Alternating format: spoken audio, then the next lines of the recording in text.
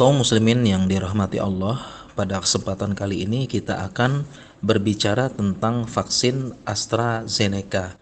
Dan sebagaimana kita ketahui, MUI telah mengeluarkan fatwa bahwasanya vaksin AstraZeneca, vaksin COVID-19 ini hukumnya haram karena tertulis dalam fatwanya, saya bacakan, dalam tahapan proses produksinya memanfaatkan tripsin yang berasal dari babi. Nah, bagaimana terkait dengan hal ini? Yang pertama, kita patut bersyukur bahwasanya penggunaan vaksin COVID-19 di Indonesia yang utama dan digunakan mayoritas adalah vaksin Sinovac yang tidak menggunakan babi sama sekali, sehingga agar lebih lepas dari ikhtilaf ulama terkait dengan pembahasan vaksin Sinovac ini, khususnya yang AstraZeneca, lebih baik kita gunakan vaksin Sinovac apabila bisa. Nah, akan tetapi lengkap dari fatwa dari MUI tersebut, kami bacakan lagi fatwanya yang tertulis, penggunaan vaksin AstraZeneca saat ini mubah ya, karena dalam keadaan darurat. Dan yang perlu kita ketahui bahwasanya darurat ini bukan darurat dengan makna KBBI dalam bahasa Indonesia yang selalu identik dengan mati. Ya, kalau tidak dilakukan mati, tetapi darurat ini maksudnya adalah darurat dalam ilmu syar'i yang dibahas dalam ilmu usul fikih dan tidak selalu terkait dengan mati. Nah, kemudian ada beberapa poin yang perlu kita bahas. Yang pertama, vaksin AstraZeneca ini tidak mengandung babi. Jadi perlu kita tegaskan, tidak mengandung babi. Kenapa? Karena pemanfaatan tripsin yang berasal dari babi ini akan dibersihkan atau tepatnya sebagai katalisator, sehingga pada produk akhir sudah tidak ada lagi tripsin babi dalam produk akhir, sehingga vaksin AstraZeneca sudah tidak ada kandungan babi di dalamnya. Nah, ini sebagian dari media salah mengutip dan umumnya tidak membedakan antara enzim katalisator dan memang mengandung babi. Jadi pada obat-obatan ya, itu tertulis yang pertama bersinggungan dengan bahan dari babi. Ini maksudnya enzim katalisator.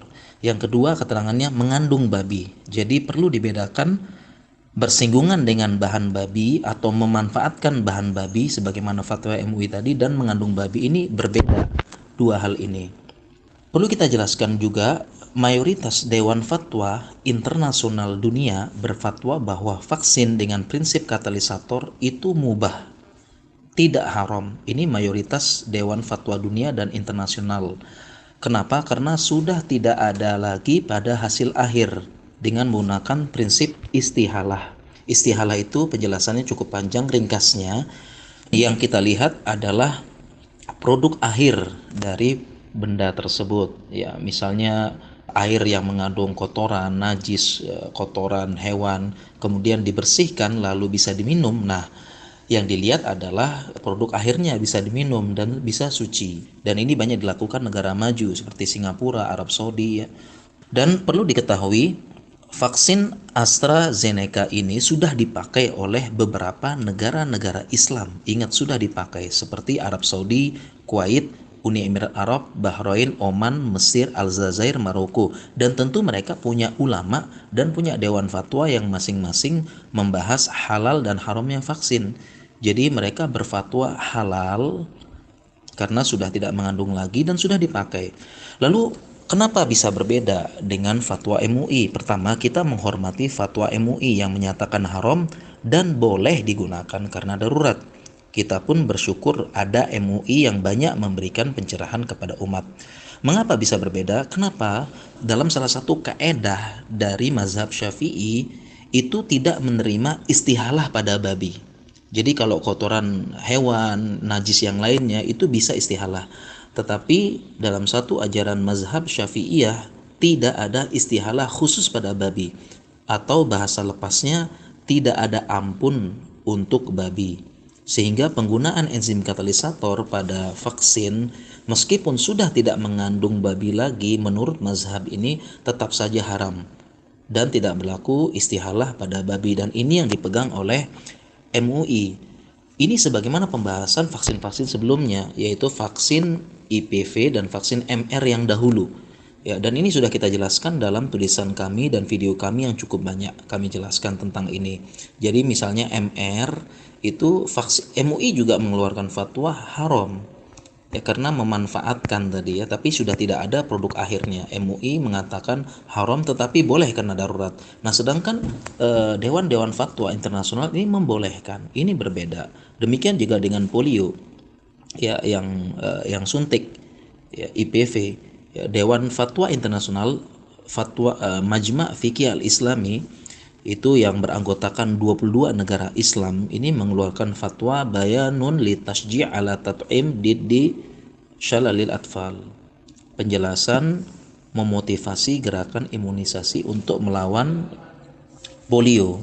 Jadi intinya kita harus saling menghormati tentang perbedaan pendapat ini, dan perbedaan meskipun berbeda fatwa intinya sama, yaitu pentingnya vaksin sebagai ikhtiar dan tawakal menghadapi wabah tersebut. Kemudian ketika ahli kesehatan, ulama, MUI mengatakan itu aman dan bermanfaat, bahkan membolehkan kena darurat. Nah, bagi yang bukan ahli kesehatan dan bukan ulama, hendaknya tidak menyebarkan info-info yang tidak valid atau hoaks tanpa ilmu, seperti vaksin berbahaya, vaksin mengandung bahan bahaya, vaksin konspirasi Yahudi, konspirasi komunis menghancurkan umat Islam. Jadi hendaknya tidak menyebarkan fatwa-fatwa seperti ini.